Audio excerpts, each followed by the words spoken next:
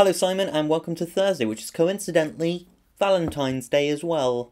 So I'm going to start with what I've been up to this week, and then we'll get on to what my favourite video game is, which is a horrible question. So the day after I left you guys on Thursday, I had something called Halfway Haul on Friday, which is a formal dinner. Now this dinner marked the fact that I am halfway through my degree. Now reaching this point in your degree, you begin to think, I've been here for 1.5 years. And then, obviously, the other point, I'm only going to be here for another 1.5 years. Now, two emotions kind of strike you at this moment. Excitement and a little bit of fear. Because after 1.5 years, you're going to have to leave. Or at least I will, because I don't want to do a master's in response to Mov's question. Is that how you say your name? I'm not sure. Yeah, we can discuss this a little bit. The future. What exactly is it that you're going to do with your life upon graduating, or upon doing your A-levels, or upon any landmark point in your life when one thing ends and then another thing starts, and you aren't really sure what you're starting and what you're getting into? I think the best thing about this is the fact that you have absolutely no idea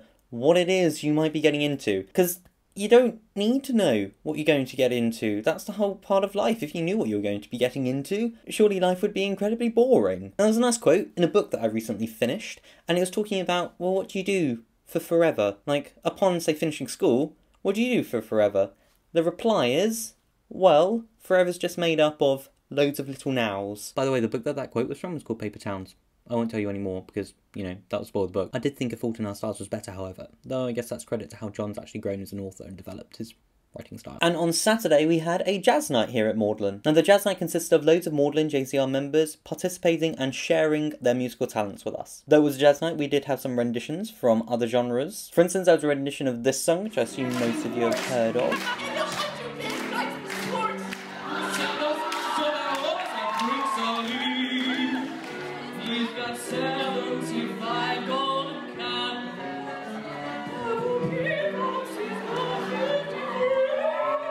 And also there was a brilliant mashup of the song Candy Shop. I think the best thing about the night was the fact that it highlighted how ignorant I am, and how ignorant we can be in general. I never even considered that they were talented in the way that they were, to the extent that they were. It reminded me why I like university so much. You're constantly surrounded by people who are so incredibly intelligent and talented all the time. Also this week was ice hockey, and things are really beginning to heat up with ice hockey because tomorrow there's Cuppers. Now, Cuppers refers to inter-college competition. So tomorrow the Magdalen team, along with many other colleges, will be participating in the Alts Ice Hockey Cuppers. I'll try and film some footage tomorrow so you guys can see how much fun ice hockey actually is. But I got to warn you, I'm not very good at ice hockey. I don't really offer anything more to the sport than just raw enthusiasm. Okay, so now I'll come on to your horrible questions. As I mentioned in my last video, I don't really have favourites. So trying to pick a favourite video game is incredibly hard. Because first of all, what are the criteria that I should judge what my favourite video game? Should I do it by how innovative the game is, by how graphically good it is, by how much fun I had while playing it, by how many hours I actually played the game by? Because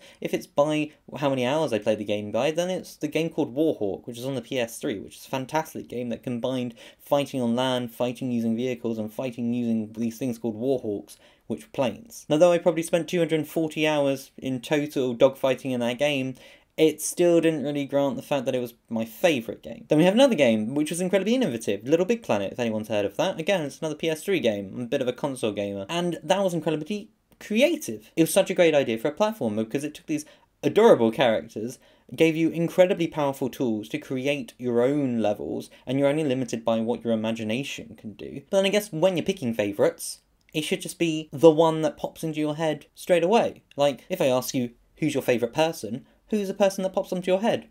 That's probably your favourite person deep down. So you may have guessed it. You may have guessed it from what you can hear in the background. But the first game that pops into my head, whence I heard Simon's question about what is my favourite game, was this one. Undeniably, this game and this franchise was probably part of the majority of people's childhoods. And Pokemon Yellow is probably the game that I have played the most and still have extremely fond memories of. You know, obviously I did other stuff as well, like I played outside and, you know, participated in other things. But Pokemon was definitely a huge part of my childhood. So, to the viewer, what's your favourite video game? And to Simon, what's your favourite food? No, what's your favourite place to eat in Oxford? We'll make it slightly related to what it is that we're doing with this project. So there we go, we'll call that a wrap. I will see you on Sunday, Simon. And goodbye.